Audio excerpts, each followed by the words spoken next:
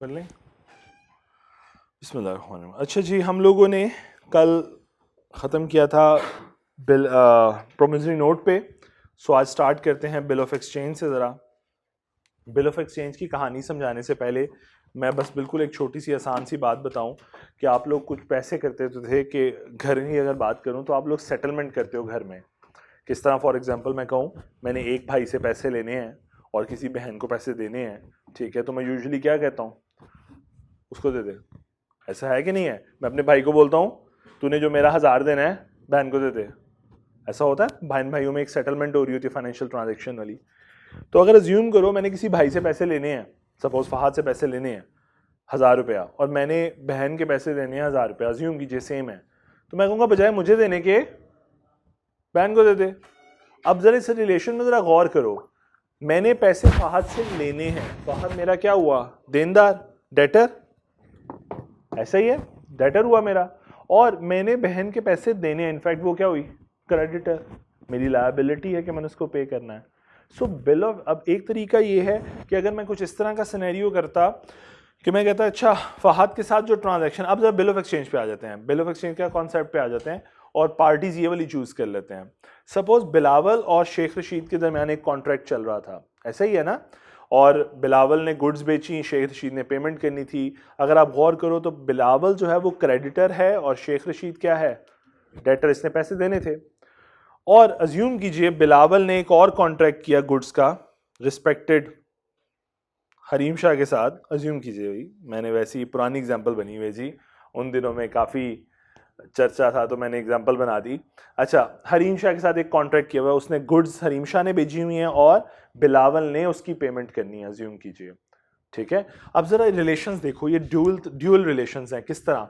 बिलावल इस केस में क्रेडिटर है और शेख रशीद इस केस में बिलावल ने पैसे देने हैं, ऐसा ही है? तो डेटर और, तो कलर मैंने चेंज किए हुए ताकि आपको समझ आ सके। अब ऐसा होगा, एक तरीका ये है कि बिलावल कहे कि सॉरी शेख रशीद एक प्रोमिसरी नोट बनाए और बनाकर बिलावल को दे, और बिलावल वही प्रोमिसरी नोट एंडोर्स कर दे टू हरीम। ऐसा हो सकता है ना? ये एक रिलेशन बन सकता है। या ऐसा भी तो हो सकता है कि बिलावल शेख रशीद को कहे यार आपने मेरे पैसे देने हैं ना, आप ऐसा करो हरीम शाह को दे दो। ऐसा हो सकता है कि नहीं हो सकता जनाब? ऐसा हो सकता है ना?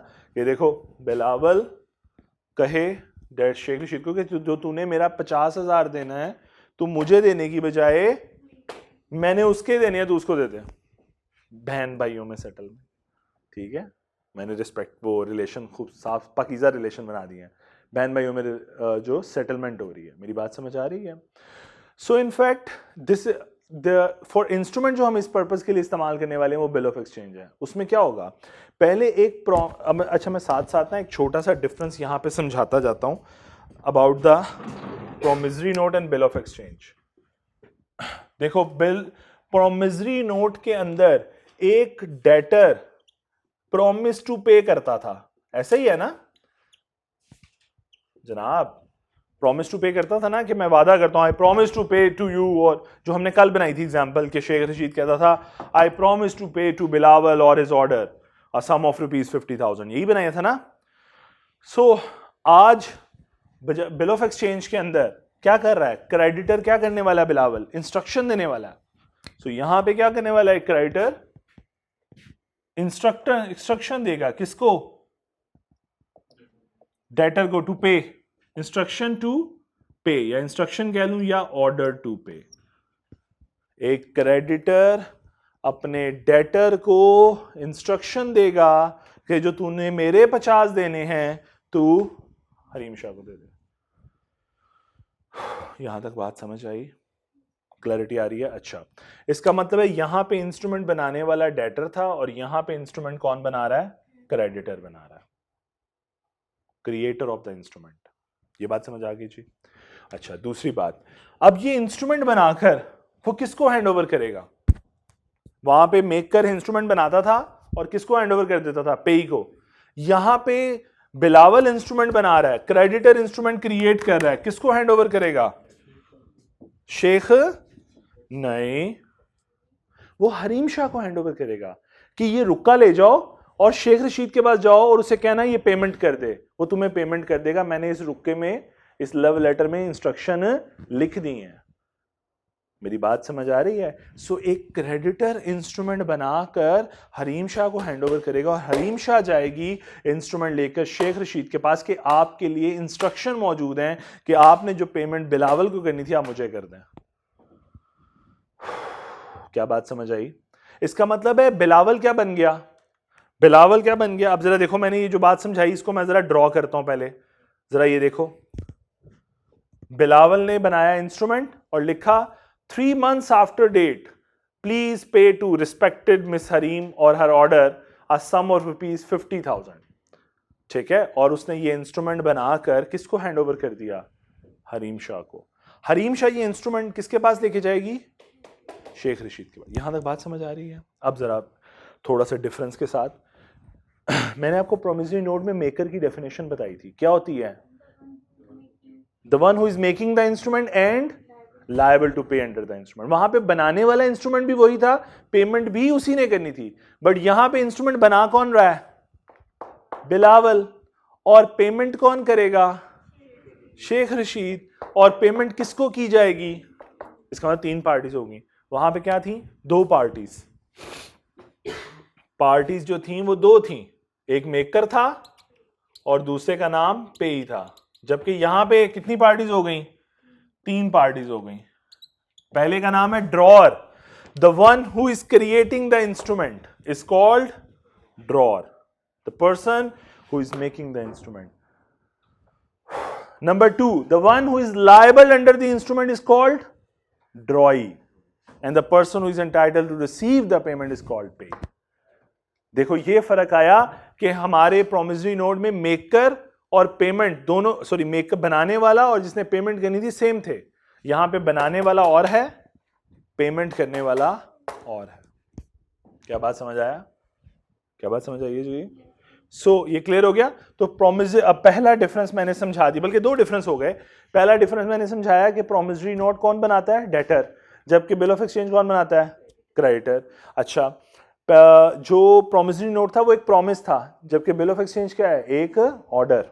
ऐसा ही है दोनों बातें। तीसरी बात हमने पढ़ा कि यहां पे वहां पे 2 पार्टीज हैं प्रोमिसरी नोट में, जबकि बिल ऑफ एक्सचेंज में 3 पार्टीज हैं, ड्रॉ, ड्रॉई एंड पे। क्या बात समझ आ गई? तीसरी बात, तीसरा डिफरेंस प्रेजेंटेशन का है। यहां पे एक प्रेजेंटेशन है, यहां पे 2 प्रेजेंटेशन है। क्या मतलब? बताता हूं। देखो बेटे, जब प्रोमिसरी नोट है तो प्रोमिसरी नोट के अंदर मेकर इंस्ट्रूमेंट बनाता था, उसी ने पेमेंट करनी होती है, राइट? तो वो बना के इंस्ट्रूमेंट दे देता था और कहता था मैच्योरिटी डेट पे आना और मुझसे पेमेंट ले लेना। कल शेख रशीद ने यही किया था ना, कि उसने एक इंस्ट्रूमेंट बना के दिया और कहा बिलावल को कि मैच्योरिटी डेट पे आना और पेमेंट ले लेना। तुम आना या तुम्हारे ऑर्डर पे कोई भी आएगा उसको पेमेंट कर देंगे। ऐसी बात हुई। जबकि दूसरी साइड पे यहां पे जो इंस्ट्रूमेंट बन रहा है, यहां पे ड्रॉअर इंस्ट्रूमेंट बना रहा है और कह रहा है जाके ड्रॉई से ले लो। अब वहां पे प्रोमिसरी नोट में बनाने वाला ही लायबल है, इसलिए प्रेजेंटेशन यानी इंस्ट्रूमेंट प्रेजेंट होता था एक टाइम पे जब पेमेंट की बारी आती थी। मैं कल वाला लेक्चर अगर थोड़ा सा एक चार्ट दोबारा निकालूं तो जरा ये वाली सिचुएशन देखो, जो ये कल वाली सिचुएशन थी, आपको याद होगा। तो बिलावल 31 अक्टूबर को जाएगा इंस्ट्रूमेंट लेकर, कहेगा जनाब इसकी पेमेंट कर दें, आपने कहा था आप इसकी पेमेंट करेंगे आफ्टर 3 months। क्या मेरी बात समझ आ रही है? जबकि बिल ऑफ एक्सचेंज के अंदर बनाने वाला और है, जिसकी लायबिलिटी है वो कोई और है, तो लॉ कहते हैं यहां पे 2 दफा प्रेजेंटेशन होगी। जो ही पेई को ये इंस्ट्रूमेंट मिलेगा हरीम शाह को, वो सबसे पहले ये इंस्ट्रूमेंट लेकर शेख रशीद के पास जाएगी और उसे कहेगी कि जनाब ये तुम्हारी लायबिलिटी है आफ्टर 3 months, क्या तुम इसको एक्सेप्ट करते हो? अगर वो उस लायबिलिटी को ऑन कर लेगा कि हाँ मैंने सलमान के देने हैं और मैं आपको, सलमानी सॉरी बिलावल के देने हैं, मैं आपको दे दूंगा, अगर वो लायबिलिटी एक्सेप्ट करेगा तो वो एक्सेप्टेड की स्टैंप लगा देगा और अपने सिग्नेचर कर देगा। इसका मतलब उसने ऑन कर लिया कि हाँ अब मैच्योरिटी डेट पे आना और पेमेंट ले लेना। इसका मतलब हुआ कितनी प्रेजेंटेशंस होंगी? 2, one at the time of acceptance, one presentation for acceptance and other for the payment. समझ आइए कि ऊपर से गुजरी है? सो प्रोमिसरी नोट सिर्फ एक दफा प्रेजेंट होता है at the time of payment, जबकि बिल ऑफ एक्सचेंज 2 दफा प्रेजेंट होता है, 1 फॉर एक्सेप्टेंस, 2 फॉर मैच्योरिटी। यानी हो सकता है ये इंस्ट्रूमेंट बना 1 जुलाई को, हरीम शाह 2 जुलाई को ये इंस्ट्रूमेंट लेकर चली जाएगी शेख रशीद के पास और कहेगी ये तुम लायबिलिटी है तुम्हारी, तुम एक्सेप्ट करते हो, वो एक्सेप्ट कर देगा। फिर हरीम शाह वेट करेगी 3 मंथ्स, क्योंकि 3 महीने का क्रेडिट पीरियड ऐसा ही है जी। 3 महीने इंतजार के बाद, यानी ये जुलाई है तो जुलाई, अगस्त, सितंबर के एंड पे हरीम शाह दोबारा इंस्ट्रूमेंट लेकर जाएगी शेख रशीद के भरोसे, कहेगी पेमेंट कर दो, अब टाइम आ गया फॉर दी पेमेंट। कॉन्सेप्ट समझ आया सबको? सो इसका मतलब बिल ऑफ एक्सचेंज के अंदर 2 प्रेजेंटेशन है, 1 for acceptance, another for the payment. यहां तक बात। और ऐसा सिर्फ इसलिए है क्योंकि यहाँ पे इंस्ट्रूमेंट बनाने वाला और है और लायबिलिटी किसी और, तो जिसकी लायबिलिटी रेज हो रही है उससे पूछ तो लो कि भाई तुझे पता भी है कि तू 50,000 देने वाला है आफ्टर 3 मंथ्स। क्या बात क्लियर हुई? अच्छा, अब यहां पे एक छोटी सी बात कि जब तक एक्सेप्टेंस नहीं होती तब तक क्या होगा, जरा अज्यूम कीजिए अगर ये शेख रशीद के पास गई 2 जुलाई को ये इंस्ट्रूमेंट लेकर हरीम शाह, शेख रशीद ने एक्सेप्ट नहीं किया, उन्होंने कहा भाग यहाँ से, तू कौन है और बिलावल कौन है, मैंने कोई पैसे नहीं देने, मैं थोड़ी देर के लिए अगर ऊपर करूँ तो रिफ्लेक्शन तंग करेगा। अगर फॉर एग्जांपल यहाँ पे तंग कर रहा है, ज़्यादा तंग कर रहा है, ओके मैं सिर्फ थोड़ी देर के लिए 2 मिनट के लिए सिर्फ, वो अगर फॉर एग्जांपल ये एक्सेप्टेंस नहीं देता तो फिर क्या होगा अब बताओ? बिलावल ने इंस्ट्रूमेंट बनाया है, जरा यहां पे बना देता हूं मैं आपको, बिलावल ने इंस्ट्रूमेंट बनाकर हैंड ओवर किया है हरीम शाह को, ठीक है, और हरीम शाह ये इंस्ट्रूमेंट लेकर गई है शेख रशीद के पास। अब बताइए, शेख रशीद ने तो रिफ्यूज कर दिया, भागो यहां से, मेरी ऐसी कोई लायबिलिटी नहीं है, उसने बिल एक्सेप्ट ही नहीं किया, तो जी हाँ वो कहेगी भाई तू दे, तूने जिसका बंदे के आड़े लगाया वो तो दे ही नहीं रहा पेमेंट, वो तो एक्सेप्ट ही नहीं कर रहा अपनी लायबिलिटी। बात समझ आई? अब हमारे नजदीक ये कौन था? ड्रॉर, ड्रॉई एंड पेई, ऐसा ही है ना? तो पता चल जाएगा कि मेरा रिलेशन तो तेरे साथ है, मेरी ट्रांजैक्शन तो तेरे साथ है, तूने मुझे उसके आड़े लगाया, वो तो पेमेंट नहीं कर रहा, वो तो एक्सेप्ट नहीं कर रहा अपनी लायबिलिटी, तो इसका मतलब पेमेंट तो तू ही करेगा। अब इसका मतलब ड्रॉर की रिस्पॉन्सिबिलिटी क्या हुई? प्राइमरी। अगर ड्रॉई ने रिफ्यूज कर दिया, प्राइमरी रिस्पॉन्सिबिलिटी मेरी है। लेकिन अगर ऐसा सिनेरियो होता कि ड्रॉई एक्सेप्ट कर लेता, तो अब हरीम शाह मैच्योरिटी वाले दिन ऑन 30 सितंबर किसके पास जाएगी पेमेंट लेने के लिए? बिलावल के पास कि शेख रशीद के पास? शेख रशीद के पास। इसका मतलब इस केस में अगर ये एक्सेप्टेड हो गया एक दफा इंस्ट्रूमेंट, तो जो एक्सेप्टर है इसी का नाम ना, ड्रॉई का नाम दूसरा नाम बन जाता है एक्सेप्टर। फिर एक्सेप्टर जो बना बंदा, जिसमें शेख रशीद साहब एक्सेप्टर बन गए, अब इनकी रिस्पॉन्सिबिलिटी प्राइमरी हो गई, जबकि बिलावल की रिस्पॉन्सिबिलिटी क्या हो गई? सेकेंडरी। क्या मेरी बात समझ आई है? नहीं समझ आई? देखो, अगर ये लायबिलिटी एक्टिव हो गई ये वाली, तो हरीम शाह अब यहां पे वापस नहीं आने वाली। इसका मतलब है इसकी लायबिलिटी तो अब नहीं है, अब तो लायबिलिटी है शेख रशीद की, तो प्राइमरी तो इसकी हो गई। अगर अच्छा, अगर पेमेंट वाले दिन पहले एक्सेप्ट कर लिया कि हाँ मैं दूंगा, और 30 सितंबर को इनकार कर दे, शेख रशीद पेमेंट ना करे, डिफॉल्ट कर दे, तो इसकी लायबिलिटी प्राइमरी है, हरीम शाह पहले इसके पास जाएगी, ये उस दिन दोबारा रिफ्यूज कर देगा, तो क्या वो घर बैठ जाएगी जाके? वो इसके पास आएगी कि तू दे। अब इसका मतलब इसकी लायबिलिटी क्या बन गई? सेकेंडरी, कि पहले इसके पास, अगर ये नहीं देगी तो फिर इसके पास। करेंगे वो तो करेंगे, वो करेंगे, बिल्कुल करेंगे, लेकिन पैसे तो लेने हैं ना। मेरी बात समझ आ रही है कुछ? समझाना ये चाह रहा हूं, अब जरा प्रोविजन ऑफ लॉ बताने लगा हूं कि अगर एक बिल ऑफ एक्सचेंज एक्सेप्ट हो जाता है तो ड्रॉई का दूसरा नाम बन जाता है एक्सेप्टर, और एक्सेप्टर की प्राइमरी रिस्पॉन्सिबिलिटी होती है to make the payment on the maturity date. Is that clear? और उस केस में ड्रॉर की रिस्पॉन्सिबिलिटी होती है सेकेंडरी। हाँ, अगर ये बंदा अपनी प्राइमरी रिस्पॉन्सिबिलिटी पे नहीं करेगा तो इसकी लायबिलिटी बिलावल पे करेगा। यहां तक समझ आई चीजें? चलो, अगर यहां तक समझ आ गई है तो फिर बिल ऑफ एक्सचेंज में और बचा कुछ नहीं है वैसे खास। ठीक है, सो ड्रॉ, ड्रॉई एंड पेई, क्या ये बात समझ आ गई जी? अच्छा, वापस आता हूं। इसका मतलब हुआ, मैंने यहां पे लिखा हुआ, जरा आप एक दफा पढ़ें, Bilawal is going to instruct his debtor to pay 50,000 directly to Hareem Shah on his behalf. क्या बात है? यही हो रहा था ना। और Bilawal will prepare the instrument and handed it over to Hareem Shah. Bilawal instrument बनाएगा और हरीम शाह को हैंड ओवर कर देगा, और हरीम शाह प्रेजेंट करेगी instrument to Sheikh Rashid for payment. Is that clear?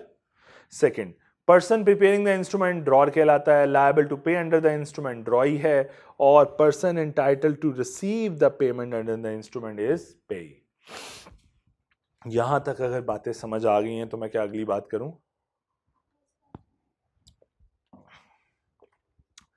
बड़ी इंपॉर्टेंट बात यहां पे, चेक हमारा तीसरा बिल ऑफ एक्सचेंज है, और तुम्हारा तीसरा निगोशिएबल इंस्ट्रूमेंट, ऐसा ही है ना? चैप्टर 15 हमने यही पढ़ना है। चेक भी बिल ऑफ एक्सचेंज होता, लेकिन उस केस में ड्रॉई ऑलवेज बैंक होता। Drawee will always be a bank. Cheque क्या है? Bill of exchange. Drawee bank है, और कोई नहीं हो सकता। गौर करो, मैं एक चेक लिख रहा हूं और चेक लिख के मैं फाहद को दे देता हूं। फाहद क्या करेगा? चेक लेकर बैंक जाएगा और बैंक को कहेगा ये पकड़ो चेक, पेमेंट करो। बैंक देखेगा ये सलमान ने काटा है, मेरा अकाउंट होल्डर है, उसके अकाउंट में पैसे हैं, तो पेमेंट कर देगा। चेक में कोई प्रॉब्लम नहीं, पेमेंट कर देगा। तो इसका मतलब हुआ जो मैं चेक ड्रॉ कर रहा हूं, in fact I am giving the instruction to bank to make the payment on my behalf. क्या बात समझ आई? तो ड्रॉर कौन है? अकाउंट होल्डर जो चेक काट रहा है। ड्रॉई कौन है? वो बैंक जो पेमेंट कर रहा है मेरे बिहाफ पे। और पेई कौन है? फाहद जो पेमेंट रिसीव कर रहा है। सो चेक भी बिल ऑफ एक्सचेंज ही है, सिर्फ एक फर्क है कि drawee will always be a bank. क्या ये बात समझ आ गई? पक्की बात है। सो अकाउंट होल्डर ड्रॉर होता है, बैंक आपका ड्रॉई हो जाता है, और पेई वो बंदा है जिसको आप चेक इशू करते हो। अब यहां पे दूसरा फर्क चेक का बिल ऑफ एक्सचेंज से, वो ये कि बिल ऑफ एक्सचेंज टाइम भी हो सकता है, डिमांड इंस्ट्रूमेंट भी हो सकता है, जबकि चेक क्या होगा? हमेशा डिमांड। ये बात हमने कल भी डिस्कस की, इवन के पोस्ट डेटेड चेक के ऊपर भी ये बात डिस्कस की, ऐसे ही था। सो कंसिडरिंग दैट आगे चल रहा हूं, अगर ये बात समझ आ गई है तो बेटा इसी को अगर हरीम शाह के पास ये इंस्ट्रूमेंट आ गया है, ये उसका राइट है to receive 50,000 from Sheikh Rashid on maturity date, ऐसा ही है। तो क्या वो अपना ये राइट ट्रांसफर कर सकती है? यस और नो? यस। तो कैसे कर सकती है? एंडोर्स ऑर्डर इंस्ट्रूमेंट है कि बेयरर है? ऑर्डर। तो अपना राइट ट्रांसफर करने के लिए कितने स्टेप यूज करने पड़ेंगे? 2। The first one is, and second delivery. तो एंडोर्समेंट कौन सी कर सकती है? ये दोनों तरह की। कौन कौन सी एंडोर्समेंट होती है? इन फुल और ब्लैंक। फुल करेगी तो इंस्ट्रूमेंट क्या बन जाएगा? ऑर्डर बन जाएगा, ऑर्डर से ऑर्डर में कन्वर्ट होगा। और अगर ये ब्लैंक करती है तो बेयरर बन जाएगा। सपोज अज्यूम कीजिए ये, अच्छा, feature of this instrument time भी हो सकता। अच्छा, ये वही बात, अब मैं एक छोटी छोटी बातें और कर दूं बिफोर ट्रांसफर के ऊपर। ये देखो यहां से नजर आ रहा है ना, ये इंस्ट्रूमेंट बिल ऑफ एक्सचेंज भी टाइम भी हो सकता है और डिमांड भी हो सकता है, ऑर्डर भी हो सकता है, बेयरर भी हो सकता है। और प्लीज पे, देखो लफ्जों का मोहताज नहीं है लॉ कि आपने रिस्पेक्ट क्यों दी। मैंने तभी जान के प्लीज पे का वर्ड यूज किया और रिस्पेक्टेड का वर्ड यूज किया, क्योंकि लोग समझते हैं कि इंस्ट्रक्शन देनी है तो इसमें रिस्पेक्ट का एलिमेंट नहीं होना चाहिए। नहीं भाई, रिस्पेक्ट देने से कोई प्रॉब्लम नहीं होगा, इसेंस आनी चाहिए टू ऑर्डर टू पे। ना ना ना, वो तो प्रॉमिसरी नोट होता था जहां हम कहते थे इसेंस आनी चाहिए प्रॉमिस टू पे। वही बात कह रहा हूं, लेकिन कह रहा हूं इसेंस आनी चाहिए ऑर्डर टू पे। जरा गौर करो, शेख रशीद रिक्वेस्ट कर रहा है, ऑर्डर कर रहा है, पे टू रिस्पेक्टेड मिस्टर। किसको ऑर्डर कर रहा है? शेख रशीद को। क्या बात समझ आ रही है? सो इसेंस ऑर्डर की आनी चाहिए, इंस्ट्रक्शन की आनी चाहिए कि एक क्रेडिटर अपने डेटर को इंस्ट्रक्शन दे रहा है कि पेमेंट कर दो, किसको? हरीम शाह को। पक्की बात है, समझ भी आ रही? आगे चलो, अब मैं राइट्स पे आता हूं। देखो ये ओरिजिनल था और साथ में मैंने ये बना दिया, ये वही पॉइंट है कल वाले। क्या इस लाइन की जरूरत है? नहीं, हमें सिर्फ साइन चाहिए थे, किसके? एंडोर्सर के और एंडोर्सी के। और अगर दोनों के साइन मौजूद हैं, ये कौन सी इंडोर्समेंट है? In full. ठीक है जी। और अगर ये इंडोर्समेंट इन ब्लैंक होती तो इंस्ट्रूमेंट क्या बन जाता? बेयरर बन जाता। तो यही बात दोबारा लिखी हुई है, एक ऑर्डर इंस्ट्रूमेंट अगर ब्लैंक इंडोर्समेंट करोगे बेयरर बन जाएगा, बेयरर में इंडोर्समेंट इन फुल करोगे तो ऑर्डर बन जाएगा। क्या यही बातें हैं जी कल पढ़ी थी? बिल ऑफ एक्सचेंज भी खत्म हो गया। आ जाओ, लो जी आ जाओ, हम बिल ऑफ एक्सचेंज पे आते हैं। बिल ऑफ एक्सचेंज की डेफिनेशन के ऊपर जरा, जी जी प्लीज बिल ऑफ एक्सचेंज की डेफिनेशन पे आ जाइए। अब bill of exchange is an instrument in writing, written order होगा कंटेनिंग एन अनकंडीशनल ऑर्डर, वहां पे क्या पढ़ा था? अंडरटेकिंग और promise, signed by the maker, directing a certain person, order दे रहा है टू अ सर्टन पर्सन, किसी खास बंदे को, टू पे ऑन डिमांड और at a fix determinable future time, यानी डिमांड या फिर टाइम इंस्ट्रूमेंट भी हो सकता है। A certain sum of money only to the order of a certain person or to the bearer of the instrument. अब क्या है जी? ऑर्डर भी हो सकता है और बेयरर भी हो सकता है। Clear? The analysis of this definition shows that a bill of exchange is a written signed order directing a person to pay a certain sum of money to the bearer of the instrument or a specific person or his order. क्या बात समझ आई? आगे चलिए। Generally a bill of exchange is drawn by a creditor. Creditor ने बनाया था ना, who direct his debtor to pay the money to a person specified in the instrument. क्या ये बात समझ आ गई? पार्टीज पढ़िए जी जरा प्लीज, ड्रॉर पढ़िएगा जरा पहले। देखो उसने लिखा है drawer is liable on the bill of exchange as principal debtor until the drawee accepts the bill. बात समझ आ रही है? ड्रॉई के केस में क्या होगा? ड्रॉई, if a person, it is a person who is ordered to pay or the amount of the bill of exchange on whom the bill is drawn. When drawee accepts the bill of exchange, he is called the acceptor. ये बात भी समझ आ गई? The drawee is not liable until acceptance. जब तक वो accept नहीं कर लेता उसकी कोई जिम्मेदारी। On acceptance, he becomes liable as an acceptor to pay holder on demand after mature. तो मेच्योरिटी डेट पे पेमेंट करेगा अगर उसने एक्सेप्ट कर लिया तो। क्या ये बात समझ आ गई जी? क्लियर है? पे क्या है जी? जिसने रिसीव करनी है पेमेंट। प्लीज जरा स्पेसिमेन देख लीजिए एक दफा।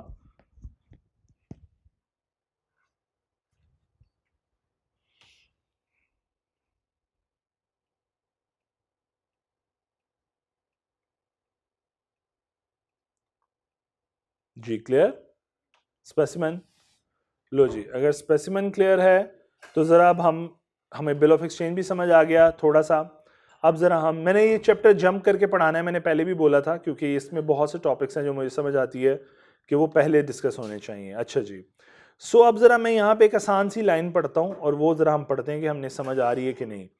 लो जी, मैं जंप करके आया हूँ वापस इजी ट्रांसफरेबिलिटी पे। जरा ये मैं 1.3.2 पढ़ रहा हूँ जी।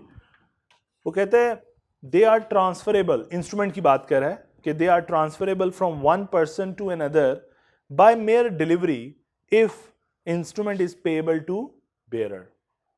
अगर बेयरर इंस्ट्रूमेंट है तो खाली डिलीवर करो, राइट्स ट्रांसफर हो जाएंगे। ये बात हमने कल डिस्कस की थी ना। And by endorsement and delivery if payable to order. और अगर ऑर्डर इंस्ट्रूमेंट हो तो पहले एंडोर्समेंट करो फिर डिलीवरी। ये भी हमने 2 मिनट पहले डिस्कस भी किया। पढ़िए एग्जांपल 5 और 6।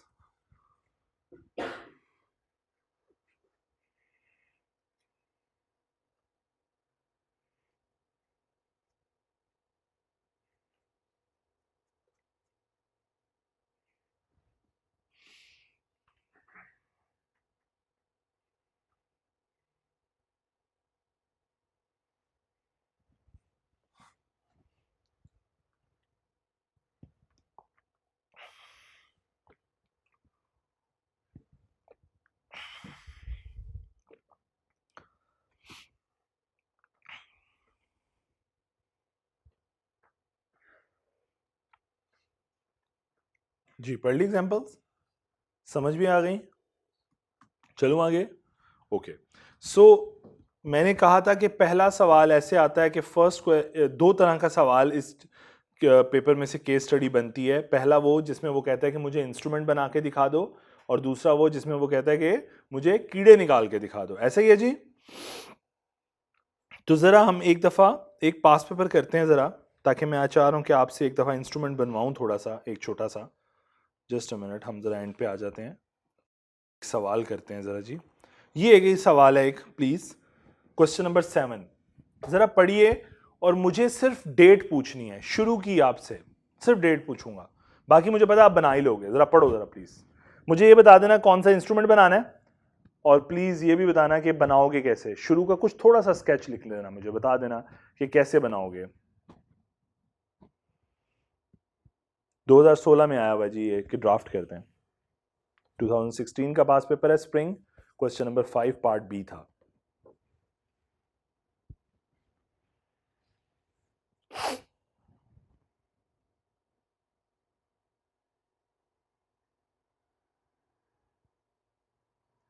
सबने पढ़ लिया क्वेश्चन? एक दफा छोटा सा पीस ऑफ पेपर पे ऊपर ही बस मुझे ये लिख दो कि तुम शुरुआत कैसे करोगे इस इंस्ट्रूमेंट की। बस पूरा इंस्ट्रूमेंट बनाने की जरूरत नहीं है, सिर्फ लिख दो शुरुआत कैसे करोगे इस इंस्ट्रूमेंट की। अपने इसी बुक के ऊपर साइड पे कहीं छोटा सा बस लिख दो शुरुआत क्या होगी तुम्हारी।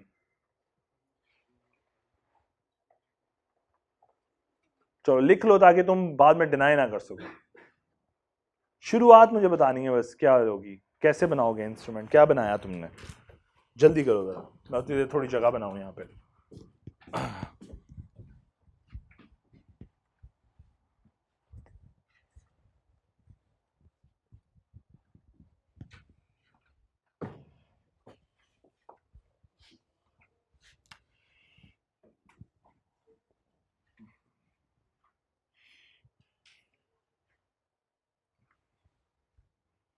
जी कर लिया, सिर्फ शुरुआत कह रहा हूं, एक दो लफ्ज, एक दो लाइन, डेट्स। स्पेशली अगर मैं कहूं मुझे डेट्स कंसर्न है कि आप डेट्स कैसे लिखोगे। जी कर लिया सबने? जो बताओ इंस्ट्रूमेंट की डेट, कोई एक बंदा बता दे। फहद आप बताओ क्या डेट डाली इंस्ट्रूमेंट की। अच्छा एक बड़ी बड़ी प्यारी वर्ड है, मैंने इस वजह से तुमसे पूछ रहा हूं, you may make necessary assumption where you consider necessary. जी बताइए क्या डेट डाली है फहद आपने, इंस्ट्रूमेंट की क्या डेट डाली? आपसे पूछ, आप बता दो। अच्छा फहद नहीं है, सॉरी, क्या नाम है? अली। अली क्या डेट डाली है? 11 अगस्त यहाँ पे, और 2000, और बेटे यहाँ पे क्या लिखा? I promise to pay directly. Okay चलो, और कोई जी? ऑन डिमांड बनाया, ओके जी ऑन डिमांड। अच्छा on demand I promise to pay, एक बेटे ने जी ये बनाया। और जी दूसरे कोई बच्चा, बेटियों में से कोई आंसर, कोई भी? गलत मलत करो, ये मुझे कंसर्न नहीं है, मैं मुझे कंट्रीब्यूशन हमेशा चाहिए होती है। कोई बात नहीं, करो जी। डेट 11 अगस्त से पहले की कोई भी आ सकती है। अच्छा लिखवाओ, क्या लिखा है तुमने, लिखाओ ना, मुझे ऐसे ना बताओ। 5 अगस्त, ओके 2016। अच्छा और शुरुआत कैसे की आपने? आई प्रॉमिस टू पे, हाँ लिखाओ। हाँ हाँ ठीक, क्या किस पे, क्या पे? अच्छा 5 लाख की अमाउंट, ओके जी। और कोई तीसरा स्पेसिमन, बेटियों में से कोई बता दे अब जल्दी से। हाँ तो सो रहे हो पहले लेक्चर में, क्या हो गया? हाँ बोलो, हाँ समझ रहे हो, हाँ बोलो, कोई कंट्रीब्यूशन ही कर लो, या खाली क्लास में वेले बैठने आए हो? देखो बच्चे, एग्जामिनर ना सिर्फ आप लोगों को जब ये कहता है ना you may assume necessary detail, तो आप लोगों ने अज्यूम करनी होती है। अब यहाँ पे जो ये दोनों स्पेसिमन गलत हैं, दोनों गलत हो गए। कैसे? देखो 11 अगस्त 2016, ये कौन सी डेट है जरा पढ़ो, पहली लाइन में लिखी हुई है पेएबल मैच्योरिटी डेट है, तो तुमने क्रिएशन डेट के लिए जगह पे क्यों लिखवाई? और फिर अगर तुमने 5 अगस्त लिखवा लिया, तुमने ठीक किया, अगर सपोज अज्यूम कर लिया कि 5 अगस्त का इंस्ट्रूमेंट बना और 11 को पेमेंट होनी है, तो लिखवाओ ना यहाँ पे ऑन 11 अगस्त। वरना कैसे, वरना तो डिमांड इंस्ट्रूमेंट है जो कि 5 तारीख को पेएबल है। समझो बात मैंने क्या समझाया। ये इंस्ट्रूमेंट तुमने बनाया, तुमने यहां नहीं लिखा ऑन 11 अगस्त। अगर तुम यहां पे मुझे लिखवा देते ना on 11 August 2016 I promise to pay, ये इंस्ट्रूमेंट ठीक हो जाता। क्योंकि तुमने अज्यूम किया 5 अगस्त और आईकैप ने तुम्हें इजाजत दी है। लेकिन इस केस में बेटा बिल्कुल गलत, क्योंकि तूने बनाई डिमांड इंस्ट्रूमेंट दिया तो फिर उसका सवाल देने का मकसद ही फौत हो गया, अगर उसने डिमांड ही बनवाना था तुमसे। तो देखो ना वो क्या कह रहा है, जरा पढ़ो। Sarwat intend to issue and negotiate to Jain in satisfaction of a debt. Debt के केस में इंस्ट्रूमेंट इशू कर रही है, तो बताइए क्या इशू करेगी, वो कौन सी टाइप इशू करेगी। और कुछ पहले बड़ी बात, तो टेक्निकली यहां पे कोई भी डेट आप बेशक यहां पे लिख देते 5 जुलाई 2016। फिर यहां पे ना बच्चे एक और गलती करते हैं जो आप लोगों ने तो चलो उस तक पहुंचे ही नहीं ना, आप तो पहले ही गिर गए कहीं कुएं में, उस बेचारे ने जो गड्ढा खोदा था कि आपने सारे वहीं पे गिर गए। वरना देखो ये वर्ड लिख देना सिक्योर चीज है, ऑन 11 अगस्त। यहां पे बच्चे क्या लिख रहे होते हैं 5 months, 3 months from the due date या 3 months आफ्टर द डेट। बेटा देखो एक बार याद रखना, बस एक चीज समझा देता हूं जो बच्चे गलती करते हैं। अगर सपोज फॉर एग्जांपल मैं अज्यूम करता हूं जी तुम्हारे साथ कि ये बना है इंस्ट्रूमेंट, सपोज मैं यूं कह देता हूं, प्लीज एक मैं आप लोगों से एक रिक्वेस्ट करने लगा, एक और चीज पे दिमाग लगाओ। मैं यहां पे लिख रहा हूं 3 months आफ्टर डेट, मैंने ये स्पेसिमेन इस्तेमाल किया है, मुझे ये डेट क्या अज्यूम करूं, मैंने अज्यूम करनी है ना, अब मैंने अज्यूम करनी है ना क्रिएशन डेट। देखो मैं ये अज्यूम नहीं कर सकता क्योंकि ये गिवन है मैच्योरिटी डेट, मैंने क्रिएशन डेट अज्यूम करनी है। बताओ क्या अज्यूम करूं, 3 months before, 3 months after date मैंने कॉन्सेप्ट यूज किया है। ये मेरी राइटिंग बहुत छोटी नहीं होगी शायद, ये क्लियर है उधर। ओके 3 months आफ्टर डेट, जी बताओ यहां क्या लिखूं, चलो यहां पे लिखवाओ, तुक्के मारो मुसलमानों। 11 जून, मई, महीना कंफर्म कर लो, मई जून जुलाई अगस्त, ठीक है जी, हाँ क्लियर, सब एग्री हो। यही गलती मैंने पूछनी थी, ये गलत है। और तुम लोग 1 जनवरी पे महीना शुरू करते हो, खत्म कहां पे करते हो साल, 1 जनवरी पे, एक दिन पहले 31 पे, 11 पे तुमने महीना शुरू किया है मई का, कहां खत्म होगा, 10 अगस्त को पेबल डेट आ जानी है मैच्योरिटी, और तुम्हारी मैच्योरिटी डेट क्या है, गलत हो गया इंस्ट्रूमेंट। तो हाँ यार 12 करनी चाहिए थी, ये 12 होनी चाहिए थी। कुछ पहले बड़ी बात, तो अगर स्पेसिमेन ये यूज करोगे वेरी केयरफुली ये इस्तेमाल करना कि एक दिन पहले मंथ खत्म हो जाता है बेटे, फिर जो डेट तुम्हें गिवन है 11 तो 12th इस्तेमाल कर लो ताकि 3 महीने 11 को खत्म हो जाएंगे। क्या मेरी बात समझ आई। और जब मंथ्स में कैलकुलेशन होती है ना, उसमें डेज काउंट नहीं होते भाई, याद रखना। ऐसा नहीं करोगे 30 दिन जुलाई, 31 दिन जुलाई के, 31 अगस्त के, नहीं ऐसा नहीं होता। जब मंथ की काउंटिंग होती है तो मंथ काउंट होता है, जब डे की काउंटिंग होगी तो फिर 31 और 30 दिन काउंट होते हैं। क्या ये मेरी बात समझ आई है। सो ये बेसिक मिस्टेक्स हैं जो बच्चा जाते हुए ड्राफ्टिंग में करके आता है। कुछ पल्ले बड़ी बात समझ भी आई है। सो ये एक पहली तरह का सवाल है जो ड्राफ्टिंग आपसे पूछता है एग्जामिनर। तो और आपने ये तो बताया नहीं बनाएंगे क्या, इंस्ट्रूमेंट कौन सा बनाना है, प्रोमिसरी नोट। तो ये बताना जरूरी होता है, इसके मार्क्स होते हैं। जब वो कभी पूछता है ना कि टाइप्स ऑफ निगोशिएबल, तो ये देखो वो बनाने के साथ साथ, सॉरी वो कहाँ गया, ऊपर चला गया, नहीं नीचे, वो बनाने के साथ साथ आपको देखो उससे पहले एक लाइन लिख के नंबर भी पूरे कर रहा है आपने। हो सकता है 0.5 मार्क्स हो, आप नहीं लिखोगे, आप बना के दे दोगे, वो समझ आ जाएगी कि आपको पता है प्रोमिसरी नोट बनाना है, लेकिन 0.5 गए। क्या मेरी बात बेसिक समझ आ रही है। ये यू में ये वाला टाइप ऑफ निगोशिएबल, तो ये बताना जरूरी होता है, एक लाइन में बता देना कि कौन सा इंस्ट्रूमेंट बनाने जा रहे हो। अब एक last advice, piece of advice, खबरदार यहां पे किसी ने अपने दोस्त का नाम, अपने किसी ऐसे सिटी का नाम, ऐसी एड्रेस जो कि आपको लगा मेरा तो नहीं है, मैं यूज़ कर लेता हूँ, क्या फ़र्क पड़ता है डीएचए का एड्रेस यूज़ कर लूँ। नहीं भाई, ओरिजिनल एड्रेस आप अज्यूम नहीं लिखोगे, नहीं, पेपर कैंसिल हो जाएगा। आप अगर यूज़ करना चाहते हो आप इस तरह कर लो, सेफ साइड पे ABC town, ABC road, XYZ road, कुछ भी लिखो, लेकिन ऐसे नहीं लिखना जैसा इसने, मैं कहूँ जी किसी ने लिख दिया कि सपोज ये गुलबर्ग रोड या गुलबर्ग 3, गलत हो गया, गया पेपर। स्पेसिफिक नहीं करना आपने, मेरी बात समझ आ रही है। सो फिक्टिशियस यूज करें जो भी यूज करना है। ये नहीं कि मेरा दोस्त है, चलो मेरा कौन सा नाम है, मैं तो सपोज ये अली कहता है मैं तो अली हूं ना, मैं किसी और सलमान साहब का नाम यूज कर लेता हूं। नहीं भाई, नाम पे वो नेम इस्तेमाल कर सकते हो जो पेपर में गिवन है, क्वेश्चन में गिवन है। उसके अलावा अगर कोई नाम पेपर पे आया ना, तो पेपर के रिजल्ट पे ना ऐसे बदतमीजी के साथ ऐसे लिखा होता है क्यू, और क्यू का मतलब है पेपर कैंसल्ड। और कर देता है क्या, वैसा एक दफा नहीं किया, मल्टीपल टाइम्स किया उसने, मल्टीपल टाइम्स कि उसने पेपर कैंसिल किए, मल्टीपल टाइम्स।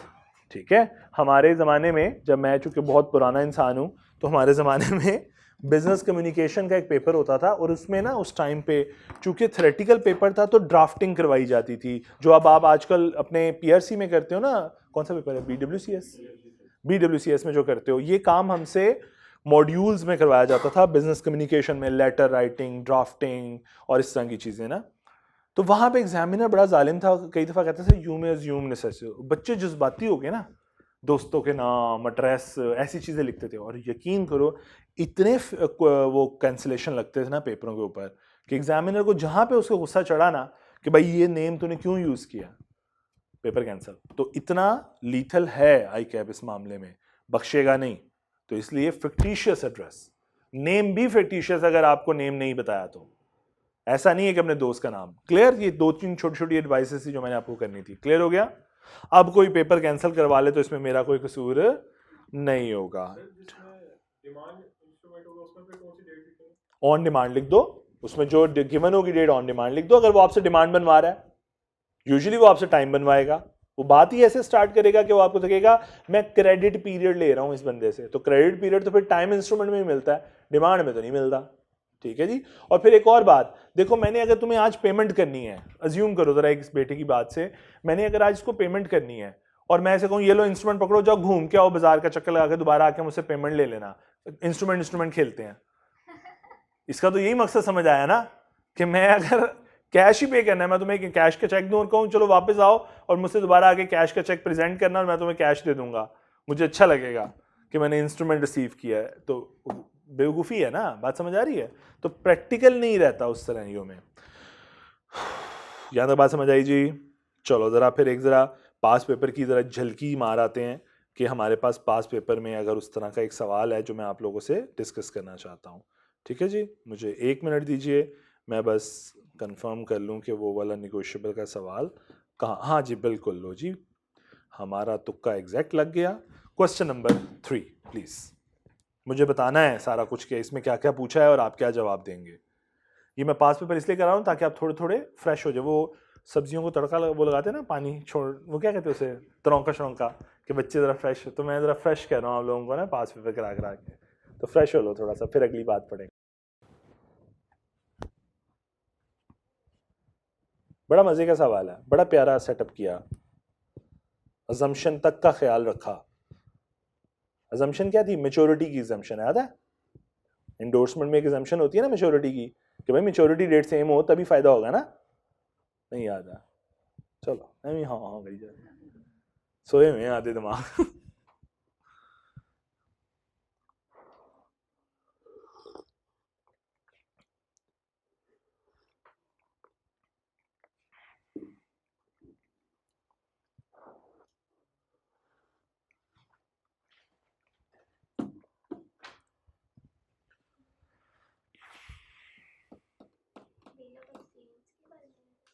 सोच लें, बुक पे लिखें, अपनी कॉपी पे लिखें ताकि पता हो मुझे आप क्या करेंगे। और छोटा सा वही बात, इंस्ट्रूमेंट थोड़ा सा शुरू से बना दें मुझे, मतलब I am concern about the dates, लेकिन आप बना लें इंस्ट्रूमेंट, जल्दी करिए प्लीज, ये बना लें आप इंस्ट्रूमेंट जल्दी से।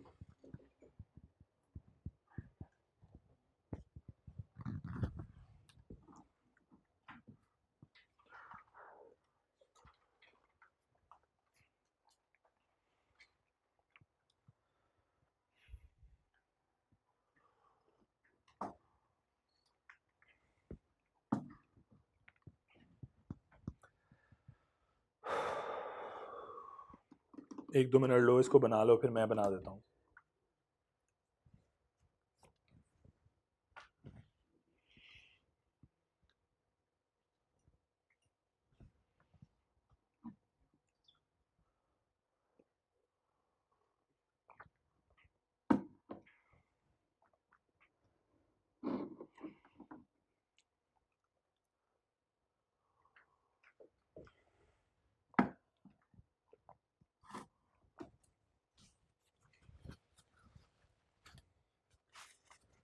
जी कुछ बेसिक ड्रॉ हो गया।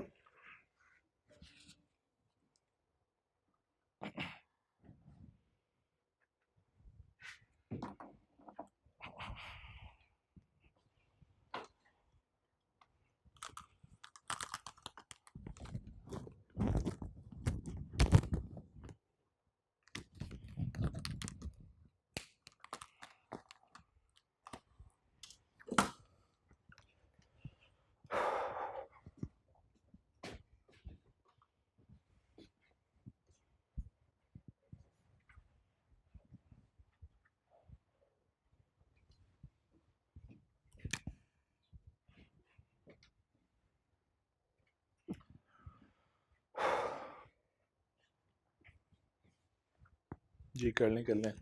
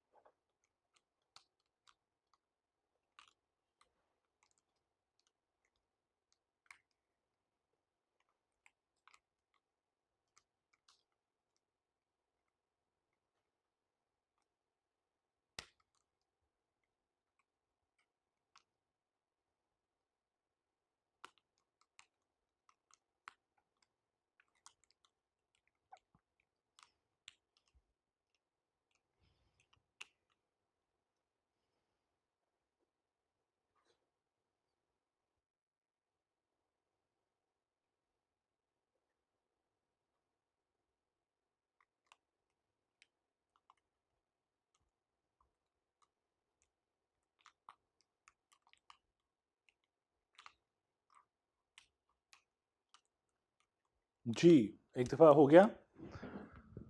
अगर आप गौर करो, आफ्ताब ने गुड्स खरीदी हैं कामरान से, ठीक है, कुछ इस तरह का रिलेशन है। आफ्ताब, ये बिल्कुल ही नहीं चल रहा। आफ्ताब ने गुड्स खरीदी हैं किससे? कामरान से जी। कामरान से 9,50,000 रुपए की, और आगे बेच दी हैं किसको? अब्दुल्ला को। कितने की? 960 की। और कितने केयरफुली आईकैप ने क्वेश्चन सेटअप किया कि 10,000 कैश में ले लिया और बाकी के लिए क्या कर रहा है? And the remaining amount was agreed to be received after, 2 महीने बाद मिलनी है। Okay. Aftab intend to settle both transaction through a negotiable. दोनों ट्रांजैक्शन एक ही इंस्ट्रूमेंट से निबेड़ना चाहता है, क्या करे? बिल ऑफ एक्सचेंज बनाएगा। सो बिल ऑफ एक्सचेंज कैसे? देखो, आफ्ताब ने अब्दुल्ला से पैसे लेने हैं और कामरान को देने हैं। सो ये वो इंस्ट्रूमेंट बना के किसको देगा? बनाएगा कौन पहले ये बताओ? आफ्ताब, राइट? आफ्ताब इंस्ट्रूमेंट बनाएगा और किसको दे देगा? हाँ, तो पेमेंट करनी है ना। किसको इंस्ट्रक्शन देने लगा? आफ्ताब। पैसे लेने हैं ना, क्रेडिटर ने बनाना है ना। इस केस में ये क्रेडिटर है और ये कौन है? डेटर। तो एक क्रेडिटर इंस्ट्रक्शन देगा किसको? अपने डेटर को। तो आफ्ताब एक्चुअली इंस्ट्रक्शन देगा किसको? अब्दुल्ला को। अब मेरे लिए इंपॉर्टेंट है कि आपने इधर डेट क्या डाली और यहां पे आपने क्या लिखा? 2 months आफ्टर डेट। ओके जी, 2 months आफ्टर डेट।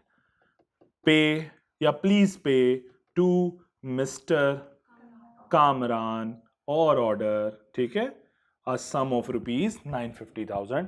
मैं पूरा नहीं लिख रहा, ऊपर डेट क्या डाली है? 5 सितंबर। ये किसने गलत किया, बस मुझे ये बता दो। क्यों बेटी? गिवन थी इस बार, इंस्ट्रूमेंट की क्रिएशन डेट गिवन थी और पेमेंट की जरूरत, हम मेच्योरिटी डेट लिखने की जरूरत ही नहीं थी क्योंकि उसने बता दिया 2 महीने बाद फ्रॉम दिस डेट। तो मुझे क्या जरूरत पड़ी है कोई डेट निकालने की? इस बार क्लेवरली उसने ये डेट आपको दी हुई थी, वो देखो स्टार्ट यहां से हुआ ऑन 5 सितंबर। क्या बात समझ आई है? और साथ देखो कितना सियाना है, फौरन बोला एंड इमीडिएटली सोल्ड देम, मतलब उसी वक्त खरीदी बेच दी, डेट चेंज ही ना करनी पड़े। बात समझ आई है? और दोनों की मेच्योरिटी डेट भी सेम रखी ताकि आपके लिए इंस्ट्रूमेंट बनाना आसान हो जाए। अगर मेच्योरिटी डिफरेंट होती, यानी अब्दुल्ला से लेट पैसे मिलने होते और इसको जल्दी देने होते, तो क्या एक इंस्ट्रूमेंट चल सकता था? नहीं चल सकता था। क्लियर? बस काफी है इतनी प्रैक्टिस, बाकी अब आप लोग कर सकते हैं। अच्छा जी, जस्ट अ मिनट।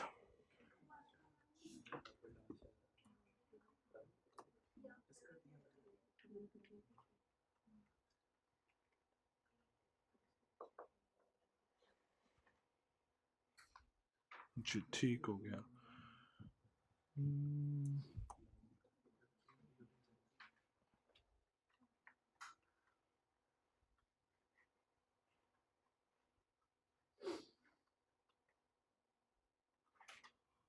नहीं बस ठीक है। सो अब हम जरा आ जाते हैं और आगे पढ़ने की तरफ चलते हैं, ठीक है जी? सो फ्रेश हो ना अब दोबारा से एक दफा। सो प्रोमिसरी नोट हम लोगों ने पहले टाइप की तरह का में जो क्वेश्चन आता है पेपर में, मैंने वो आपको करवा दिया। उसमें क्या ट्रिक्स यूज हो सकते हैं वो भी आपको मैक्सिमम शो करवा दिए कि अच्छा इस तरह एग्जामिनर आपको ट्रिक कर सकता है। अब सेकंड अप्रोच पे चलते हैं, और मैंने कहा था पहला सवाल तो है ड्राफ्टिंग, दूसरा है कीड़े निकाल के दो। अब कीड़े निकालने वाला सवाल कहां से पूछता है? वो इनफैक्ट एलिमेंट्स से क्वेश्चन करता है। अभी हम जो पढ़ने जा रहे हैं, हमने प्रोमिसरी नोट पढ़ लिया है, राइट? मैंने जंप करके पढ़ाया ना, तो प्रोमिसरी नोट और इसकी पार्टीज और ये स्पेसिमेन देख लिया था। अब हमारा टॉपिक है अगला, essential elements of a promissory note. क्या एसेंशियल एलिमेंट्स हैं एक प्रोमिसरी नोट के, यानी कौन कौन सी बातों का ख्याल रखना जरूरी है, अदरवाइज ये इंस्ट्रूमेंट वैलिड इंस्ट्रूमेंट नहीं समझा जाएगा। सो आई कैप ने भी तो आपको यही पूछना है, बताओ ये इंस्ट्रूमेंट वैलिड है कि नहीं, और बताओ इसमें तकलीफ क्या है। तुम जो कह रहे हो इनवैलिड है, तो रीजन क्या है, क्यों कह रहे हो इनवैलिड है? तो अब जो मैं हेडिंग्स पढ़ाने लगा हूं ये इनफैक्ट एलिमेंट्स हैं। एक एक एलिमेंट्स के अंदर देखते जाएंगे कि क्या चीज अगर ऐसी हो तो इंस्ट्रूमेंट इनवैलिड हो जाएगा, तो आप वही रीजन वहां स्टेट कर दोगे। क्या बात समझ आ गई? तो आसान सी बातें हैं। शुरू में तो एक आधा ट्रिकी बात है, बाकी सारी आसान है। इंस्ट्रूमेंट रिटर्न होना चाहिए। ओरल इंस्ट्रूमेंट, ओरल प्रॉमिस हो सकता है, ओरल एग्रीमेंट हो सकता है, ओरल कॉन्ट्रैक्ट बन सकता है, लेकिन ओरल इंस्ट्रूमेंट कोई चीज नहीं। इंस्ट्रूमेंट का मतलब है document. Clear? So a promissory note has to be in writing. An oral promise to pay does not become the writing may be on any paper or any book. The word used must impact a clear undertaking to pay, but it is not necessary that the word promise should be used. लफ्ज इस्तेमाल करना promise का जरूरी नहीं है, essence promise की आनी चाहिए, प्रॉमिस टू पे की आनी चाहिए। क्या बात क्लियर है? पढ़िए एग्जाम्पल 20, बड़े ध्यान से पढ़िएगा क्योंकि इन्हीं एग्जाम्पल की बेस पे इनफैक्ट आपने कीड़े निकालने हैं।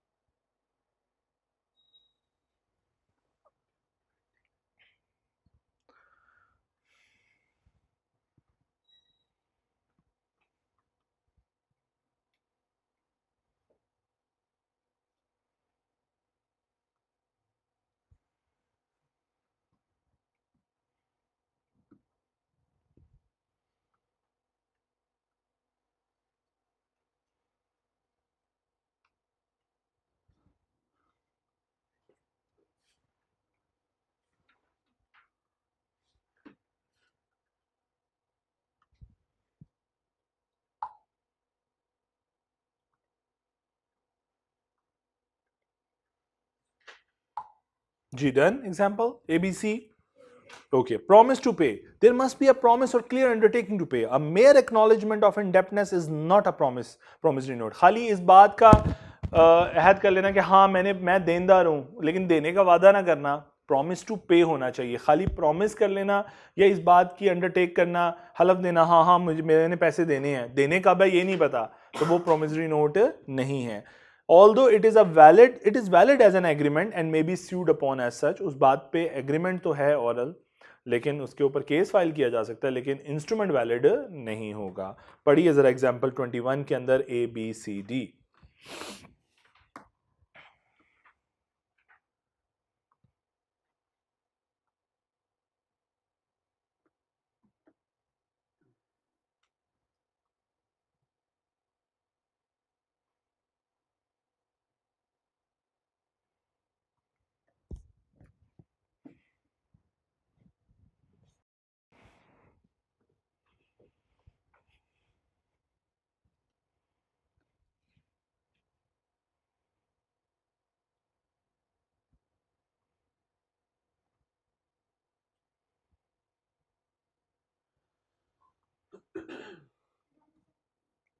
जी डन।